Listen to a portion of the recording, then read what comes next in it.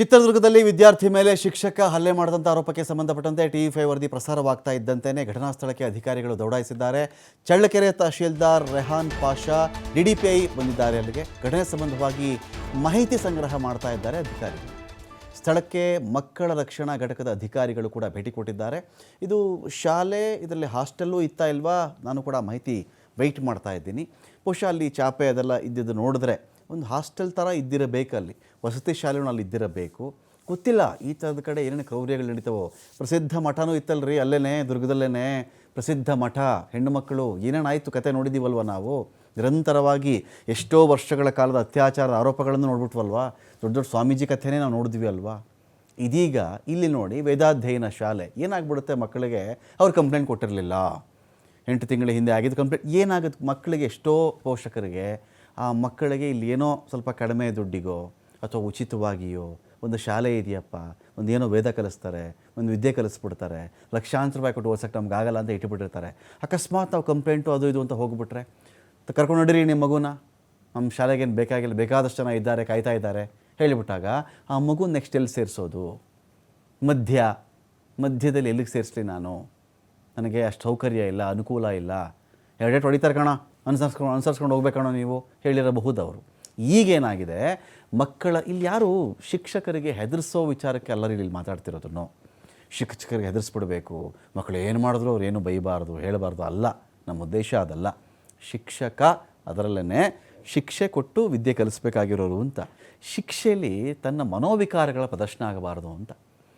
ತನ್ನ ಮನೋವಿಕಾರ, ತನ್ನ ಮನೋವೈಕಲ್ಯತೆಗಳು, ತನ್ನ ಮನೋವ್ಯಾಕುಲತೆಗಳು ಇವೆಲ್ಲ ಇದೆಯಲ್ಲ, ಇದೆಲ್ಲ ಪ್ರಕಟ ಆಗಬಾರ್ದು ಅಂತ. ಅದು ಆತನಿಗೇನೋ ನಮ್ಮ ಮಾನಸಿಕವಾಗಿ ಸಮಸ್ಯೆ ಇದ್ದರೆ, ಮನೋ ಸಮಸ್ಯೆಗಳೇನೋ ಇದ್ದರೆ ಮನಃಶಾಸ್ತ್ರೀಯವಾಗಿ ತಜ್ಞರನ್ನು ಕಂಡು ಸರಿಪಡಿಸ್ಕೋಬೇಕು. ಮಕ್ಕಳಲ್ಲಿ ಈ ಥರದ್ದೆಲ್ಲ ಹೇಳಿ ತೀರಿಸ್ಕೊಳಕ್ಕಾಗಬಾರ್ದು. ಇದೀಗ ಮಕ್ಕಳ ರಕ್ಷಣಾ ಘಟಕದ ಅಧಿಕಾರಿಗಳು ಭೇಟಿ ಕೊಟ್ಟಿದ್ದಾರೆ. ವಿದ್ಯಾರ್ಥಿಗಳಿಂದ ಮಾಹಿತಿ ಪಡಿತಾ ಇದ್ದಾರೆ. ನಮಗೆ ಗೊತ್ತಿಲ್ಲ ರೀ, ನಮಗೂ ಆ ದುರ್ಗದಲ್ಲಿ ಒಂದು ಮಠ ಇತ್ತಲ್ಲ, ಅಲ್ಲಿ ಒಬ್ಬರದೋ ಇಬ್ಬರದೋ ಏನೋ ಪಾರಾಗಿ ಬಂದು ಅವ್ರು ಆಚೆ ಬಂದು ಮಾತಾಡ್ದಾಗ್ಲೇ ಆ ಘನಘೋರಗಳು ಗೊತ್ತಾಗಿದ್ದು ನಮಗೆ. ನಿಜ ಅಲ್ವಾ? ಯಾರೋ ಇಬ್ಬರು ಬಂದರು, ಈ ಮಕ್ಕಳಿಗೆ ಆ ಧೈರ್ಯ ಇರಲ್ವೇನೋ, ಕೆರೆ ಹತ್ತಿರ ಕೂತಿದ್ದನ್ನು ಸತ್ತೋಗ್ಬಿಡ್ತೀನಿ ನಾನು ಅಂತ. ಜಿಗದಿಲ್ವೋ, ಯಾರೋ ಬುದ್ಧಿ ಹೇಳಿದ್ರೋ ಕರ್ಕೊಂಡು ಬಂದಿದ್ದಾರೆ, ಬೇರೆ ವಿಚಾರ. ಈಗ ಇಲ್ಲಿ ಏನು ನಡೀತಿದೆ, ಇದು ಒಂದು ಕಡೆ ಅಲ್ಲ, ಸರ್ಕಾರದ ಕಡೆಯಿಂದ ಇಂಥ ದೊಡ್ಡ ಅಭಿಯಾನವೇ ಆಗಬೇಕ್ರಿ. ಅಭಿಯಾನವೇ ಆಗಬೇಕು. ಮಕ್ಕಳು ದೇವರಿಗೆ ಸಮಾನ. ಎಂತೆಂಥ ಭಾರತ ರತ್ನಗಳು ಎಲ್ಲೆಲ್ಲಿ ಓದ್ತಾ ಇದ್ದಾರೋ ನಮಗೆ ಗೊತ್ತಿಲ್ವಲ್ರಿ. ಗೊತ್ತಾ? ಭಾರತ ರತ್ನಗಳಾಗುವಂಥ ಪ್ರತಿಭೆಗಳು ಎಂತೆಂಥ ಬಡ ಶಾಲೆಗಳಲ್ಲಿ, ಸರ್ಕಾರಿ ಶಾಲೆಗಳಲ್ಲಿ, ಅನಾಥಾಶ್ರಮಗಳಲ್ಲಿ, ಸರ್ಕಾರಿ ಶಾಲೆಗಳಲ್ಲಿ ಓದ್ತಾ ಇದ್ದಾರೆ ನಮಗೆ ಗೊತ್ತಿಲ್ವಲ್ರಿ. ಅಂಥ ರತ್ನಗಳು ಈ ಥರ ಒಡೆದು ಪಡೆದು ಅಕಸ್ಮಾತ್ ಸಾಯಿಸ್ಬಿಟ್ರೆ ಯಾಕೆ ಅಂತ. ಅದು ಶಾಲಾ ವಾಹನದ ಮೇಲೆ ಒಂದು ಬೋರ್ಡ್ ಹಾಕಿದ್ರು ಹಿಂದೆ, ಅಮೂಲ್ಯ ರತ್ನಗಳಿವೆ ನಿಧಾನವಾಗಿ ಚಲಿಸಿ ಅಂತ. ಆ ಶಾಲಾ ವಾಹನದ ಹಿಂದೆ ಇದ್ದಂಥ ಬೋರ್ಡ್ಗಳು, ಅಮೂಲ್ಯ ರತ್ನಗಳವೆಲ್ಲವೂ ಗೊತ್ತಿಲ್ವಲ್ಲ ಯಾರೇನು ಸಾಧನೆ ಮಾಡ್ತಾರೆ ಅಂತೇಳಿ. ಸೊ ಇಲ್ಲಿ ಯಾರು ಏನು ನೋವು ಪಡ್ತಾ ಇದ್ದಾರೋ, ಏನು ವೇದನೆ ಇದೆಯೋ, ಈ ಒಬ್ಬ ಶಿಕ್ಷಕ ಮಾತ್ರ ಹೀಗೋ, ಇನ್ನೂ ಅನೇಕರಿದ್ದಾರೇನೋ, ಯಾವುದೋ ವಿದ್ಯಾರ್ಥಿಯ ಬಡತನ, ಯಾವುದೋ ವಿದ್ಯಾರ್ಥಿಯ ಪೋಷಕರ ಅಸಹಾಯಕತೆ, ಯಾವುದೋ ಪೋಷಕರ ಗಮನ ಹರಿಸ್ತಾ ಇಲ್ಲದಿರುವಿಕೆ, ನಾನೇನು ಬೇಕಾದರೂ ವಿದ್ಯಾರ್ಥಿಗೆ ಮಾಡಬಹುದು ಎನ್ನುವುದಕ್ಕೆ ಮಾನದಂಡವಲ್ಲ. ಅದು ಕ್ರೈಟೀರಿಯಾ ಆಗಬಾರ್ದು.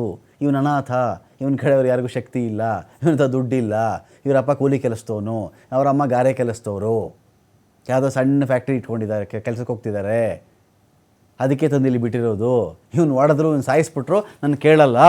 ಈ ಫ್ರೀಡಮ್ ಇದೆಯಲ್ಲ, ಇದಾಗಬಾರ್ದು. ಅವನ ಹತ್ರ ದುಡ್ಡಿರಲಿ ಇಲ್ಲದೇ ಇರಲಿ, ನನಗೆ ಅವನು ವಿದ್ಯಾರ್ಥಿ, ಆ ವಿದ್ಯಾರ್ಥಿಗೆ ನಾನು ಶಿಕ್ಷಕ, ಅವನನ್ನು ಒಬ್ಬ ಒಳ್ಳೆಯ ವಿದ್ಯಾರ್ಥಿಯನ್ನಾಗಿ ಸಮಾಜಕ್ಕೆ ಜ್ಞಾನವಂತನನ್ನಾಗಿ ಬಿಡಬೇಕು ಅನ್ನೋದಷ್ಟೇ ಅವರ ಉದ್ದೇಶ ಆಗಬೇಕೇ ಹೊರತು, 3rd ಡಿಗ್ರಿ ಟ್ರೀಟ್ಮೆಂಟ್ ಅಂತಾರಲ್ಲ, ಪೊಲೀಸ್ ಠಾಣೆಗಳಲ್ಲಿ ಕೊಡ್ತಾರೆ ಅಂತ ಹೇಳ್ತಾರಲ್ಲ, ಇದು ಶಾಲೆಗಳಲ್ಲಿ ಕೊಡ್ತಿರ್ತಕ್ಕಂಥ 3rd ಡಿಗ್ರಿ ಟ್ರೀಟ್ಮೆಂಟ್ ಅಂದರೆ ಈ ಥರ ಇರುತ್ತೆ. ಖೈದಿಗೆ, ಕದ್ದವನಿಗೆ, ಚಾಕು ಚುಚ್ಚಿದವನಿಗೆ, ಸಾಯಿಸಿದವನಿಗೆ, ಇನ್ನೇನೋ ದೋಷಿದವನಿಗೇ ಠಾಣೆಗಳಲ್ಲಿ ಹೊಡೆಯುವಂತಿಲ್ಲ. 24 ಗಂಟೆ ಒಳಗಡೆ ಕೋರ್ಟ್ ಮುಂದೆ ಹಾಜರುಪಡಿಸ್ಬೇಕು. ಜುಡಿಷಿಯಲ್ ಅಂತ ಹೇಳಿದ್ರೆ ಪರಪ್ಪನ ಗ್ರಹ ತಗೊಂಡೋಗಿ ಬಿಡಬೇಕು, ಅಷ್ಟೇ ಪೊಲೀಸರ ಕೆಲಸ.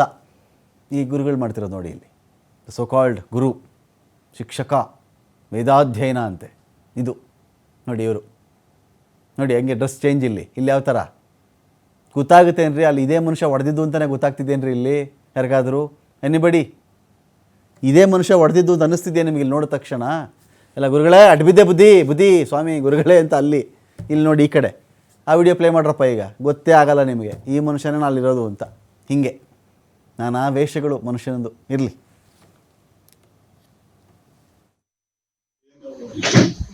ಸ್ವಾಮೀಜಿ ಏನದು ಮನೆಗಾಗಿ ಹೊಡೆದು ಎಲ್ಲ ವಿಡಿಯೋ ವೈರಲ್ ಆಗಿತ್ತು.